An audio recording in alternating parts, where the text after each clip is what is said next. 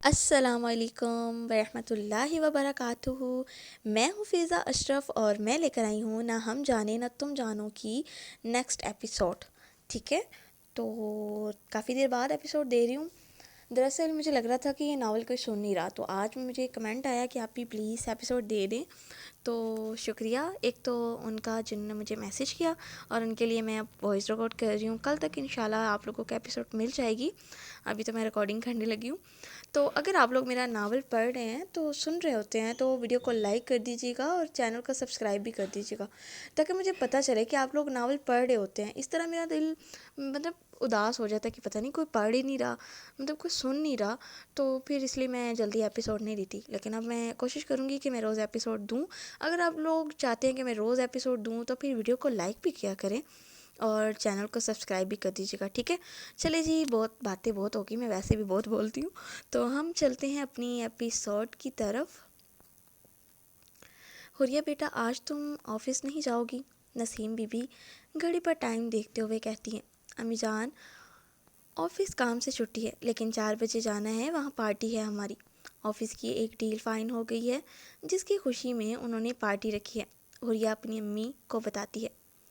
اچھا چلو ٹھیک ہے، یعنی آج میری بیٹی گھر پر رہے گی کچھ دیر کے لیے؟ اس کی امی محبت سے پوچھتی ہے۔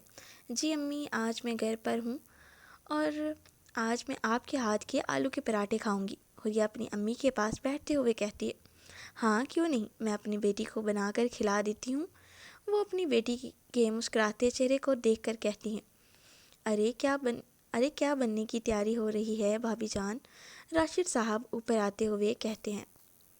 السلام علیکم بھائی جان، وہ آج حوریہ گھر پر ہے، اس لیے کہہ رہی ہے کہ مجھے آلو کے پراٹھے کھانے ہیں، بس اس کے بارے میں بات ہو رہی ہے، نسیم بی بی اپنی شال صحیح کرتے ہوئے کہتی ہیں۔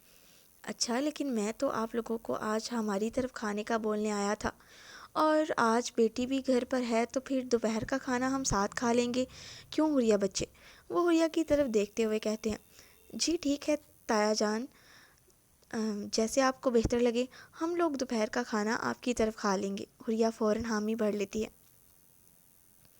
نہیں بھائی، اس کی کوئی ضرورت نہیں ہے، اتنا تکلف کس بات کا؟ آپ کے گھر کھانا اور ہمارے گھر کا کھانا بات تو ایک ہی ہے نا؟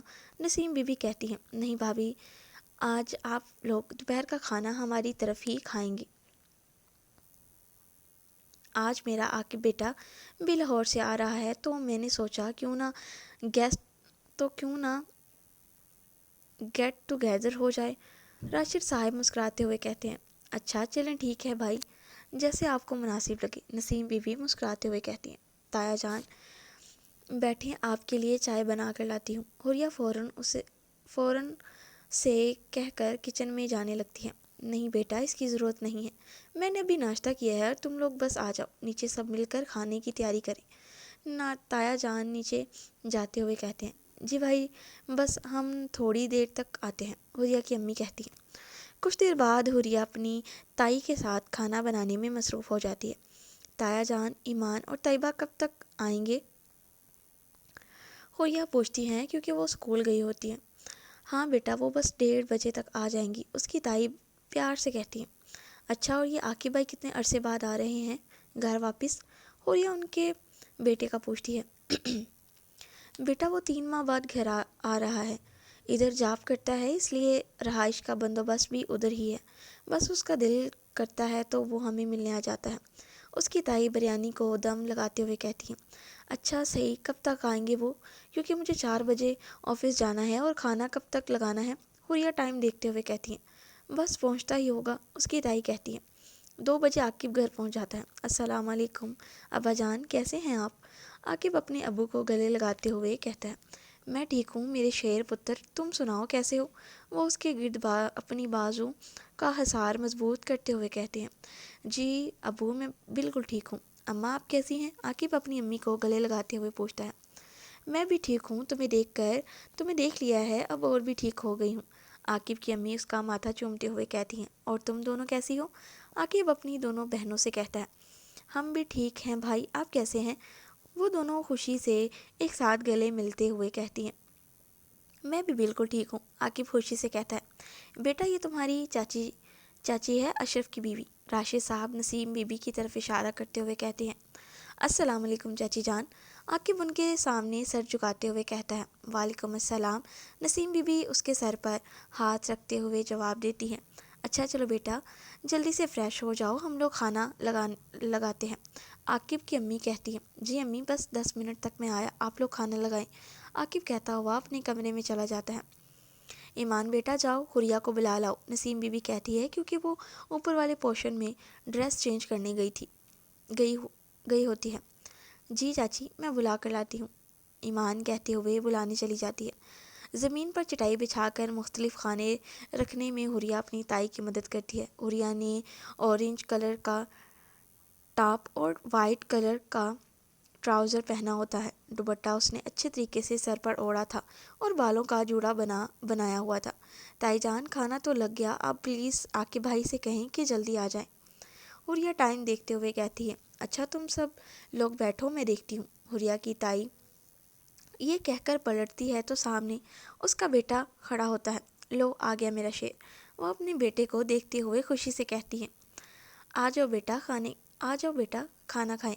राशिद साहब अपने बेटे की तरफ देखते हुए कहते हैं। जैसे ही आकिब खाना खाने के लिए बैठने लगता होता है तो उसकी नज़रें हुरिया की तरफ पड़ती हैं। ये कौन है अम्मी? आकिब अपनी अम्मी से पूछता है। बेटा ये नसीम की बेटी है हुरिया। अस्सलाम वालेकुम आकिब भाई। हुरिया वहीं खड़ी होकर कहती है, वालेकुम अस्सलाम। वो मुख्तसर सा जवाब देता हुआ खाने की तरफ मतवज्जो हो जाता है। सब लोग खाने में मसरूफ़ होते हैं तो आकिब बार बार हुरिया की तरफ देखता है। अच्छा ताया जान और ताई जान मैं चलती हूँ, शुक्रिया आप लोगों का, मुझे ऑफ़िस के लिए लेट हो रहा है। हुरिया अपनी वॉच पर टाइम देखती है जहाँ 3:30 हुआ होता है। आपने कहाँ जाना है और इस टाइम ऑफ़िस, कौन सा काम है आपको? आकिब हैरानगी से पूछता है, बेटा वो आज इसके ऑफ़िस में पार्टी है इसलिए अभी जाना है, वरना तो ये सुबह 10 बजे चली जाती है। आकिब के अब्बू कहते हैं, अब्बू हमारी लड़कियां कब से पार्टीज़ में जाना शुरू हो गई हैं और इन्हें ऑफ़िस जाने की इजाज़त किसने दी? वो सख्ती से कहता है। हुरिया को उसका ऐसे कहना बिल्कुल भी अच्छा नहीं लगा था। बेटा उनकी अपनी लाइफ है और वैसे भी आजकल सब लड़कियां जॉब कर रही हैं, इसमें हर्ज ही क्या है, ज़माना बदल गया है। आकिब के अबू से देखते हुए कहते हैं, देखिए अबू ये हमारे घर पर रह रही हैं, अगर कल को कोई ऊंच नीच हो गई तो हरफ आप पर उठेगा, बाकी जो आपको बेहतर लगे। आकिब गुस्से से कहता दोबारा खाना शुरू कर देता है।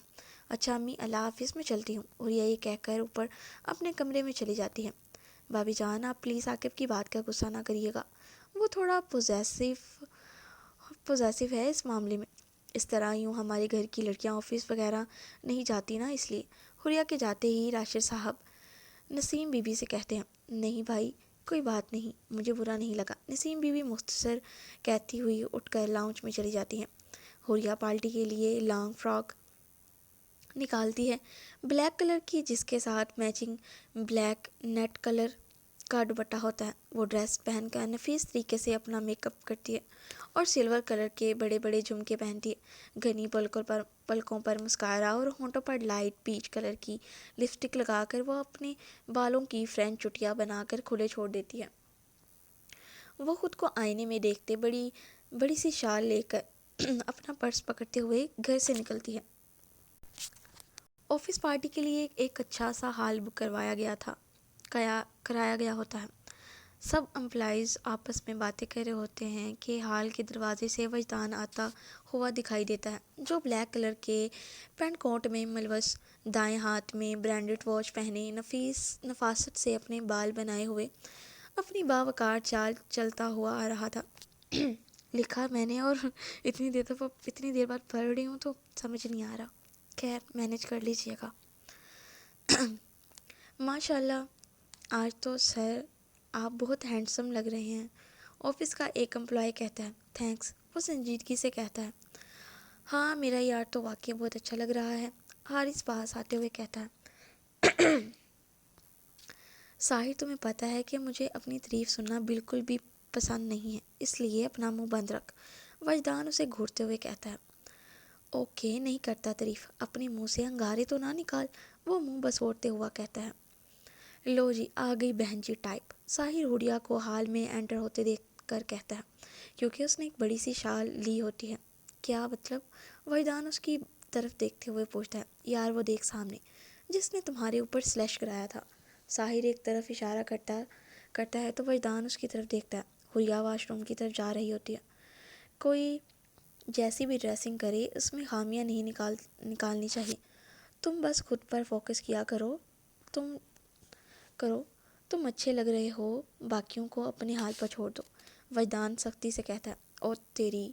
ساحر جیسے ہی حوریہ کو واش روم سے نکلتے دیکھتا ہے تو حیران رہ جاتا ہے۔ وحیدان دوبارہ اس کی طرف دیکھتا ہے تو وہ بھی دیکھتا ہی رہ جاتا ہے۔ حوریہ اپنی شال اتار کر آئی تھی، ایک سائڈ سے اپنے لمبے بال آگے کی طرف کیے ہوئے اور دوپٹہ سر پر ٹکائے ہوئے وہ اپنی ہیل کی ٹک ٹک کرتے ہوئے امپلائیز کی طرف آ رہی تھی۔ ویسے وجدان یہ تو واقعی خوبصورت لگ رہی ہے، مجھے تو لگا تھا یہ ایسے شال لے کر ہی پارٹی میں رہے گی۔ وہ حیرانگی سے وحیدان کو کہتا ہے، بکواس بند کرو، کتنی دفعہ کہا ہے فالتو باتیں نہ کیا کرو۔ وحیدان اسے غصے سے دیکھ کر کہتا ہے، السلام علیکم سر۔ حوریہ وجدان کے پاس آ کر کہتی ہے، وعلیکم السلام مس حوریہ، آپ کو آنے میں دیر ہو گئی، سب خیریت تو ہے؟ وجدان اس سے پوچھتا ہے، جی سر گھر پر مہمان آ گئے تھے اس لیے۔ حوریہ وضاحت دیتی ہے، اوکے انجوائے کریں پارٹی۔ وہ اس سے آنکھیں چراتے ہوا کہتا ہے، ویسے سر آج کے دن اگر آپ تھوڑا سا مسکرا لیں گے تو آپ کو ٹیکس نہیں لگے گا۔ حوریہ معصومیت سے کہتی ہے۔ وجدان اس کی طرف حیرت سے دیکھتا ہے، سر اگر آپ کو برا لگا تو سوری، لیکن ایک مشورہ ہے، مسکرانے سے انسان کی خوبصورتی میں اضافہ ہوتا ہے۔ وہ وجدان کے تھوڑا قریب ہو کر رازداری سے کہتی ہے۔ وجدان کے ہونٹوں پر مسکراہٹ آتی ہے جسے وہ بڑی مہارت سے چھپا لیتا ہے۔ مس آپ پارٹی انجوائے کریں، لوگوں کو فری مشورہ دینے کی ضرورت نہیں، وہ سنجیدگی سے کہتا ہوا دوسری طرف چل دیتا ہے۔ خڑوس کہیں کے، ہنسنے سے کون سا ان کی شان میں فرق آ جانا ہے؟